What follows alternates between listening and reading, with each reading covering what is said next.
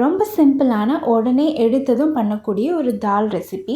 அதுக்கு துவரம் பருப்பு வேணும். நீங்கள் இந்த ஆரஞ்சு பருப்பு இருந்தால் எடுத்துக்கோங்க. இல்லை நார்மலாக யூஸ் பண்ணுற எல்லோ கலரே யூஸ் பண்ணிக்கலாம். ஒரு கப் எடுத்துகிட்டு நான் குக்கரில் ஃபஸ்ட்டு இதை அப்படியே வேக வைக்க போகிறேன். நல்லா கழுவிட்டு ஒரே ஒரு கப் தண்ணி ஊற்றினா போதும். அதிகமாக ஊற்ற தேவையில்லை. கொஞ்சமாக மஞ்சள் தூள் மட்டும் போட்டு மூடி போட்டு அப்படியே விசில் விட்டுடலாம்.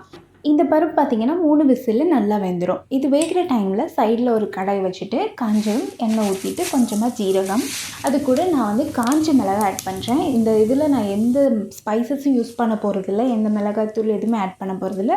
காரத்துக்கு இந்த காஞ்ச மிளகாய் மட்டும் போட்டுக்கிறேன். எண்ணெயிலே போட்டு வதக்கிட்டோன்னா இது கடைசி சாப்பிடும்போது நல்லா டேஸ்ட்டாக இருக்கும். இது லைட்டாக வதக்கிட்டு இது கூட கொஞ்சமாக வெங்காயம் நான் ஒரு பெரிய வெங்காயத்தில் பாதி தான் போட்டிருக்கேன். இதுவே போதுமானதாக இருக்கும். அப்புறம் அதை நல்லா வதக்கிக்கலாம். வதக்கிறது ரொம்ப ப்ரௌனிஷாக ஆகணும்னு அவசியம் இல்லை. லைட்டாக எண்ணெயிலே வதங்கினா போதும். லைட்டாக வதங்கின உடனே ஒரு தக்காளி ஆட் பண்ணிக்கோங்க. நான் பெரிய தக்காளியில் பாதி தக்காளி தான் ஆட் பண்ணியிருக்கேன். இந்த ரெசிப்பியில் ரொம்ப சிம்பிள் என்னென்னா, நீங்கள் நிறைய காய்கறி எதுவுமே ஆட் பண்ண தேவையில்லை. தால் மட்டும் நமக்கு பருப்பு மட்டும் இருந்தால் போதும். இதெல்லாம் கொஞ்சம் கொஞ்சம் அது டேஸ்ட்டுக்காக ஆட் பண்ணால் போதும். ஸோ லைட்டாக போட்டு எல்லாத்தையும் லைட்டாக வதக்கிடுங்க.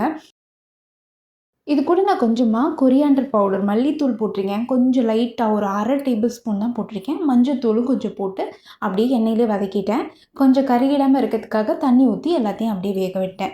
இந்த டைமில் என்னோடய பருப்பு நல்லா வெந்துருச்சு. அதை நல்லா கடைஞ்சிட்டு ரொம்ப சிம்பிள் நல்லா கடைஞ்சி இது கூட ஆட் பண்ணிவிடுங்க. இது கூட ஆட் பண்ணி தண்ணி வேணுன்றாலும் ஊற்றிக்கோங்க. ஆனால் திக்காக இருந்தால் தான் தால் நல்லாயிருக்கும். இது நீங்கள் சப்பாத்தி, ரைஸ் எல்லாத்துக்குமே நீங்கள் சாப்பிட்லாம்.